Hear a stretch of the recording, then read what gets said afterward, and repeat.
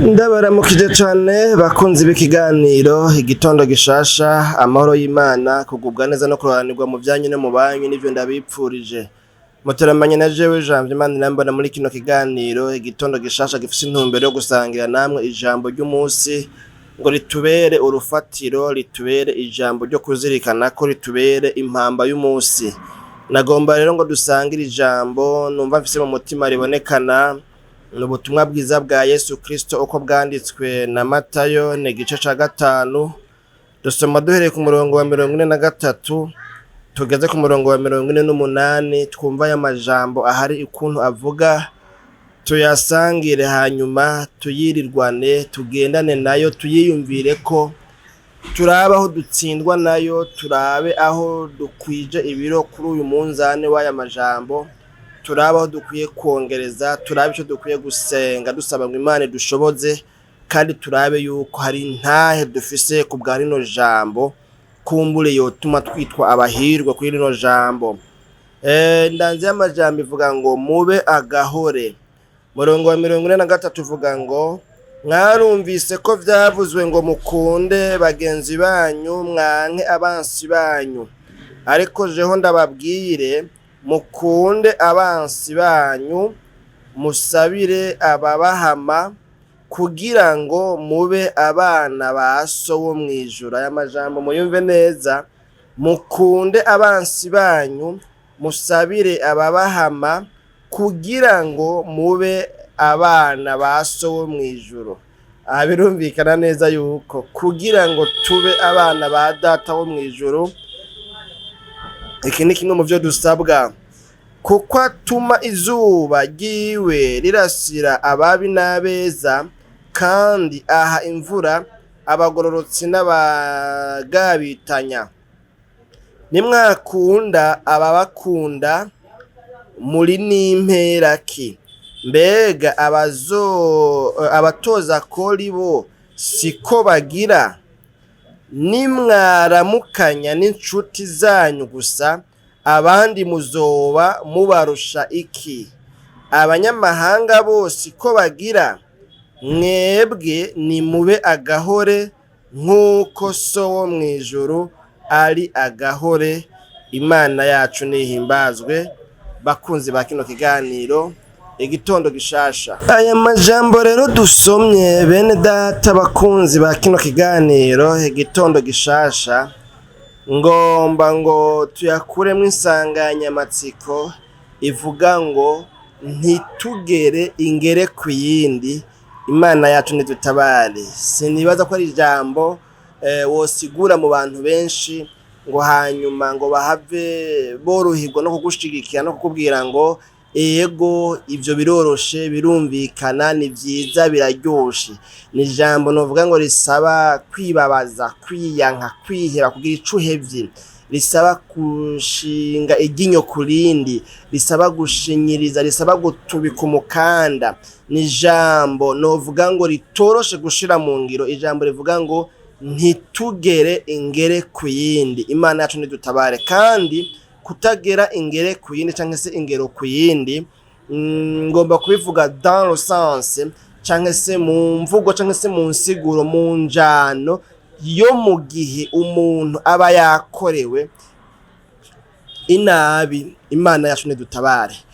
Turi abakristo, turi mu rugendo ruko tuja mu ijuru, abandi bariko baja mu isi nshasha, dukora ibikorwa bitandukanye byitirirwa Imana, twitwa yuko twavuye mu byaha, twitwa yuko turi abana b'Imana. Mbere rimwe na rimwe hari n'igihe twerekana ko umengo twebwe turagororotse gusumba abandi, tukitwa bakizwa mu mvugo iyi, tukitwa abaporoti mu mvugo iyi, tukitwa kumbure n'ayandi mazina atandukanye. Ariko mugabo kandi nkuko twama twabivuze mu biganiro bitandukanye ducisha ngaha kuri Ntambwe Idaheta TV, duharanira kwerekana neza yuko ubukizwa nyakuri ari ubwo mu mutima, hanyuma bumaze kuba mu mutima hari abantu batabona, habonwa n'Imana gusa, bugaheza bugasesekara inyuma, bugaheza bukaja ahabona ko ubukizwa nyakuri, ko ubukristo nyakuri budahagaze ubwa mbere na mbere mu majambo tuvuga, budahagaze ubwa mbere na mbere mu by'abantu babona, ekaye kubera iby'abantu babona n'iby'abantu bumva turashobora kubimanipira, turashobora kubipirata, turashobora kubihindura, turashobora kubereka ibyo bobo bashaka, ibyo banezera, ibyo baryohera, ariko dufise ibindi twanyegeje, dufise ibindi batabona. Kandi ibi nivyo indyarya z'abafarisayo, abasadukayo n'abanyabwenge b'ivyanditswe bakora, bahagarara mu mayira abiri, bakereka abantu yuko bakijijwe, bakereka abantu yuko bahagaze neza, mbere ngo bagafata amasengesho, bakisonzesha, bakaja mu mayira abiri, mu mahompwe, mu makarefour, mu masanganzira, ahantu hari amarigara menshi, ahantu hari amajardin public, ahantu hari ama espace vert, hanyuma akaba ariho ngo berekanira ko bariko barasenga, ngo bagakubita amanwa, bakabomboranya amanwa. Ariko Imana umuremyi w'ijuru n'isi bitirirwa ko bariko barakorera, bitirirwa yuko bubaha, yari amaze kubacishamwo ikaramu y'umurongo utukura, ikaramu y'irangi ritukura, y'ibara ritukura. Imana yacu nidutabara. Aya majambo dusomye rero n'amajambo nizera yuko umwe wese yokuramo umutwaro, agasenga, akabwira Imana ngo Mana, aha hantu ndumutsindwa, aha hantu birangora, aha hantu birananira. Aya majambo n'amajambo twovuga ngo mwakoraniye ngaha, uwo aya majambo adatsinda atora ibuye abe ariwe aribanza, uwemeye ko aya majambo amutsinda wosanga atari kirenga. Kubera iki? Ni amajambo tubwiye ngo ntitugere ingere ku yindi, ntidukunde abadukunda gusa, hanyuma ngo twankane n'abatwanka. Imana yacu nidutabare. Aho ni mu bihe, muri kino gihe turyoherwa no kubwirwa ngo abansi banyu basubiranemo, ni mu gihe turyoherwa no kubwirwa ngo abakwanka babanze mu kinogo bakwimbiye. Kandi mu by'ukuri wumvise womengo nibyo, ariko mugabo aya majambo gaha burya Yesu Kristo ko ari we twitiriwe, kandi ko ari we turiko turakurikira, ko turi abana biwe, dusanga atari ko bivuga, ahubwo dusanga Yesu atubwira ngo abansi banyu mubasororere, abansi banyu mubacorere, abansi banyu mubakunde, abansi banyu mubitwararike, abansi banyu mubahekeya, abansi banyu ntibasonze mufise indya mu masorori, mu gikoni, abansi banyu ntibakene kandi mufise amafaranga, abansi banyu ntibicwe n'inyota, amafrigo yanyu yuzuye amafanta n'amaji n'ibindi, yuzuye n'amata y'ifshushu n'ay'ikivuguto. Abansi banyu mubagirire neza. Bene data, ibi bintu ngira niyo mpamvu batavyigisha, murumva ko bitoroshe, mugabo ko Yesu abishingira intahe, ko Yesu abidusaba, ko Yesu abitegeka abantu biba, akavuga ngo kugira ngo muba abana basoho mwijoro. Niko twabonye ngo mukunde abansi banyu, musabire ababahama, kugira ngo mube abana basoho mwijoro. Yaba yavuze ngo musabire ababahama, twagomba tuvuga tuti no kubasabira ngo tubasomere ikorowani, hanyuma bacanganikigwe, bagire confusion, bapfe, bahure n'ibyago. Ariko yatanguye ngo mukunde abansi banyu, hanyuma mubasabire, kubasabira rero no kubasengera ngo bahinduke. Umuririmbyi yavuze ngo ubonye Yesu amaze kugukiza ntiwigungane ibyo yagukoreye, ariko babwire ko umukiza wanje nanje ari wewe wawe kandi ari wewe wabo, hanyuma ubasengere nk'uko nanje nagusengeye. Muravyumva rero, kubasabira so kubasabira ngo bahure n'ibyago, so kubasabira ngo bahombe, so kubasabira ngo basubiranemo, so kubasabira ngo inzu zibagweko, so kubasabira ngo ibyago bibazeko, ariko kubasabira ni ukubasabira neza ngo ntibahure n'ibyago, ahubwo banezerwe Imana yacu nidutabare. Bene data bakunzi ba kino kiganiro igitondo gishasha. Aha rero bakunzi b'ikiganiro igitondo gishasha, nizera ko ibi bintu vyumvikana umuntu atiriwe arazirora, yuko yumva neza ico Yesu Kristo ariko arasaba ngaha. Navuze ngo rero intumbero ngomba ko dukuramwo ni intumbero tubwira ngo ntitugere ingere ku yindi. Imana yacu nidutabare. Hariho ukuntu usanga ikibi umuntu akorewe na mugenzi we, nuwo bazinanye, nuwo bahuye canke nuwo batanazinanye banashaka, ikibi akorewe mu buryo ubu canke ubundi, ugasanga rero umuntu yagize kubw'ububabare afise, kubw'igikomere afise, kubw'umubabaro atewe na naka, agaca yumva yuko ikintu coba ciza ko ari ukumusubiriza mu nkoko, akumva yuko umengo yoshira mu ngiro wamwibutsa w'ikirundi bavuga ngo uwuguheneye nawe ntumuhenere aca akwita ikiburanyo. Ni ukuvuga ngo mu yandi majambo, uwuguheneye automatikuma nawe kugira ngo ntakugaye, hamwe yokujana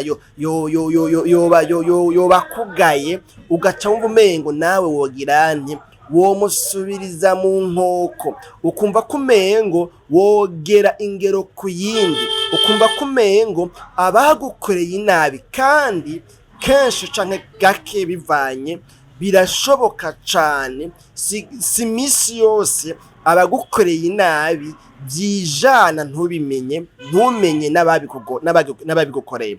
Ariko mugabo rero ngaha ijambo ry'Imana rigomba kutwereka ngo barya bakugirira nabi baca bitwa automatikement ko ari abansi bawe, keretse iyo vyashitse akakugirira inabi par erreur, par accident, hanyuma ikaba ibaye impanuka, hanyuma agaca aherekeza iyo nabi yakoze, akayiherekeza no gusaba imbabazi. Nayo ubundi ukamenya ko umuntu yagukoreye inabi n'ibigirankana, hanyuma ntihagire na pardon asaba, uyo muntu urumva n'umwansi wawe. Hanyuma rero nawe ukumva ko umengo woca usubiza ingere ku yindi, ukamusubiza mu ndumane, kikaba kimwe ku kindi, ikaba match nil. Izo match nil rero nizo ngaho ijambo ry'Imana ritubuza, riko ritubuza ngo ntidukine match nil, kuko iyo dukorewe ikibi hanyuma nako tugaca dusubiza mu ndumane ikibi twakorewe, tuba tubona ko mengo tugize kimwe ku kindi. Hari n'abatarondera kugira kimwe ku kindi, ahubwo agacarenza ko kuri ca kindi yakorewe, akarenza ko n'ibindi, ngo reka ngo aho yangejeje nanjye ndahamurenze nkoresheje kumubabaza. Imana yacu nidutabare. Iri jambo riko ritubwira ngo abo bantu batubabaje, abo bantu bariko baratubabaza, tubakunde, tubasengere, ntitubipfurize inabi ngo ni kubera yuko bobo baduhombeje, ngo ni kubera yuko bobo badukoreye ibibi. Oyaye, bipfurize neza, basengere, basabire, babe hafi. Nimwahura shonje umugaburire, nimwahura nyote umugurire forsa n'umugurire ji, umugurire amata. Ivyo bintu nivyoroshe, ariko birashoboka kandi nivyo dusabwa. Imana yacu nidutabare. Ku bantu mwakurikiranye ibiganiro twavuganye bishaka kuri 8 byavuga ku bahigwe mu bwami bwo mwijuru, twarababwiye yuko hariho urugero umuntu asabwa kugerako muri no processus imujana kukuba umuhirwe mu bwami bwo mwijuru yuzuye. Tubabwira yuko rero aho hantu iyo umuntu amaze kuhagera, abasigaye atakintu gipfa kumunesha hovyo, abasigaye afise akaranga mutima k'Imana muriwe, abasigaye afise umutima w'Imana muriwe. Imana yacu nidutabare. None rero nano majambo tugomba dusenga Imana. Mbega wumva ufise ubushobozi muri wewe bukubashisha gukunda umwansi wawe? Urumva nyene wocorera iya 5 umuntu yakugiriye nabi, urumva ko mwohura ukamuha lift vy'ukuri, urumva ko wo muhembura, canke ugenda uracira imizi kuzimu, ugenda urakubita urutoki ngo si wazobona nawe arahuye n'ivyo yangiriye. Imana yacu nidutabare. Ariko usenga Imana igushoboze gushika aho hantu, aho hantu ni bake bahari, ico kibanza ni bake bamaze kukigeramwo, ariko barahari, barabayeho, bariho kandi bazoshishikara kubaho bivanye n'ingene umuntu agiye yegera Imana agasenga Imana, kuko Imana nico kibanza irimwo twabonye ngo mwebwe mube agahore nk'uko so wo mw'ijuru nawe ari agahore. Imana turayibabaza, Imana turayikorera ivyo tugomba byose, ariko ugasanga iremera ko tubabarira ntidusubirize mu ndumane ibibi twebwe twakoze cyangwa se twama twakoze.